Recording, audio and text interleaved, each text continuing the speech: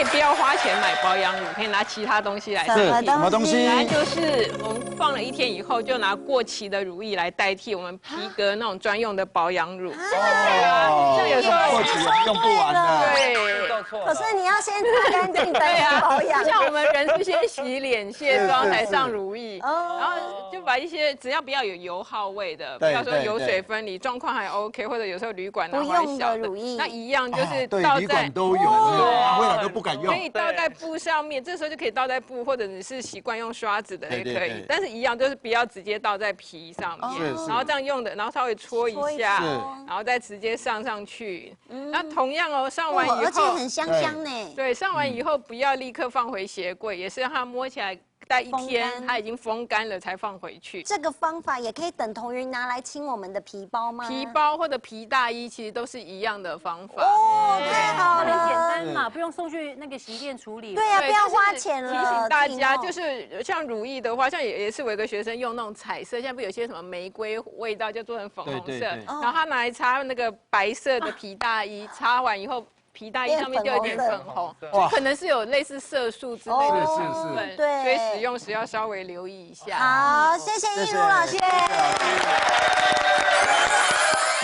明天有的忙了，你把你那些靴子啦、皮鞋啦，全部拿出来，好好的把它打亮。而且不止我忙，你知道吗？每次我们节目播出完1集这种家用的小妙方之后，我姐姐就会打简讯给我说：“你看，我又多一件事情了，很忙。”所以现在要教我们什么呢？对，所以你们家都很忙。好，那除了这个以外，家里还有哪些地方要小心被霉菌来侵袭？杰玲告诉我们。再呢，就是走到厨房呢，可能有一些壁砖啊，或者是我们小流体台上面呢，都会有小小的污点。打开冰箱更是不得了了，4周的小夹缝全都被小黑点给入侵了。那长期下来呢，除了会有细菌滋生之外呢，冰箱还有异味，更重要的是食物会被感染哦。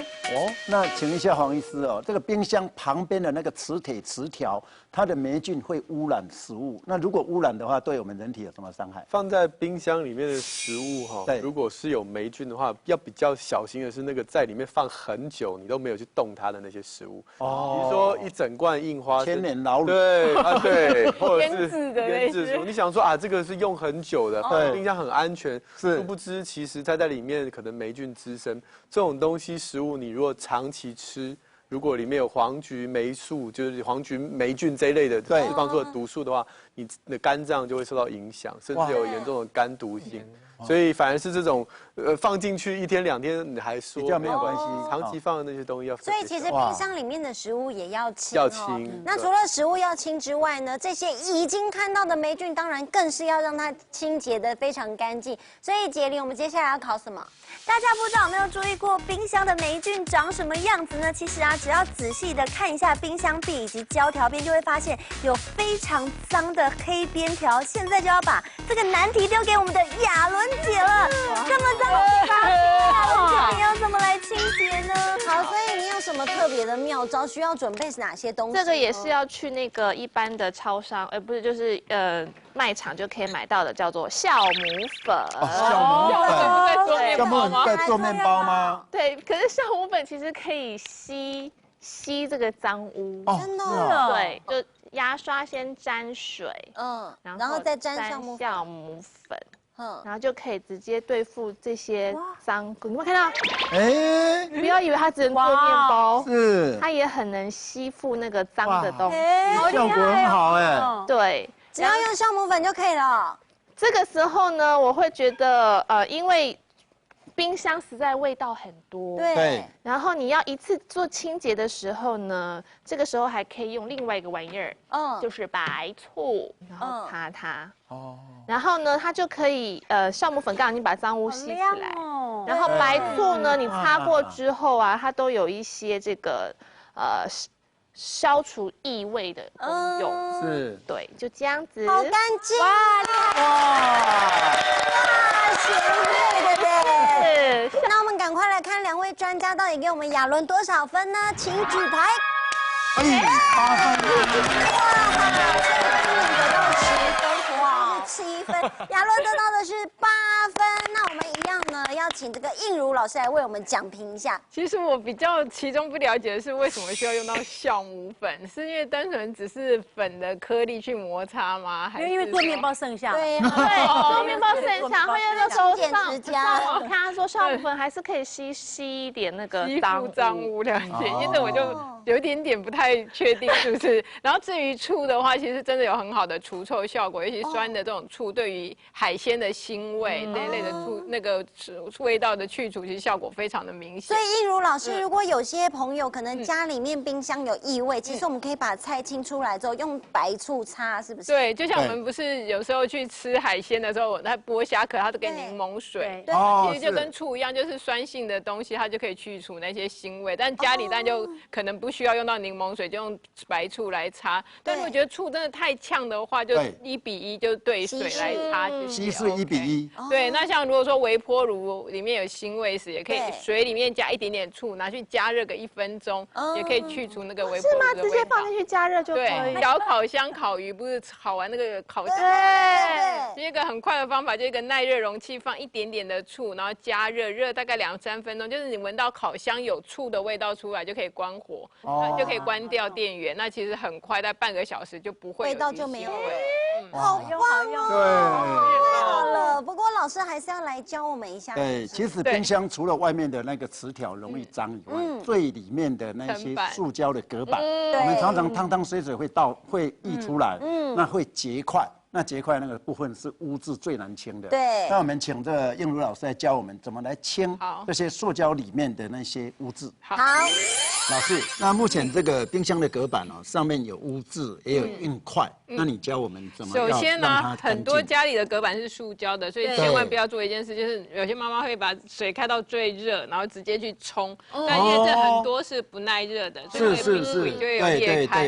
然后比较好的方法，像这种硬块也不要拿什么，有些会拿什么汤匙去刮它，或者菜瓜布。我们都不要，我们可以拿一个厨房纸巾，然后沾一点点水。其实它这些都是有温度吗？可以，大概就像洗澡水那样的温度，大概30-40度，不要用到真的烫的水。因为其实这些都是跟食物有关，通常都是水溶性，所以我们就这样敷着，让它比较软化，以后再来处理，其实就非常的简单，就这样敷在这里。那其实待会它软了以后擦一下，或者再用我们第2招来试，其实就很容易。那像这些已经是那个湿黏黏的，那我们其实可以用小苏打粉。但有时候觉得小苏打粉好像还不够力，我们可以加码，就是再加这个东西。那是什么？先哥吃吃看吧。可以吃啊？盐吗？香香的。我闻一下。对，这就是今天的秘密武器，很便宜又很好用。什么东西？盐。好厉害，果然是妈妈有在做家事。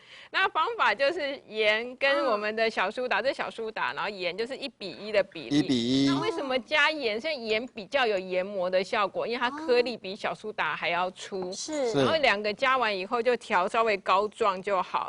那所以水少一点。对，那小苏打是去油污，然后盐是摩擦，那它同时有杀菌的效果。是。所以我们就可以利用这个，我们等于是强力的去污粉来做一个清洁的工作。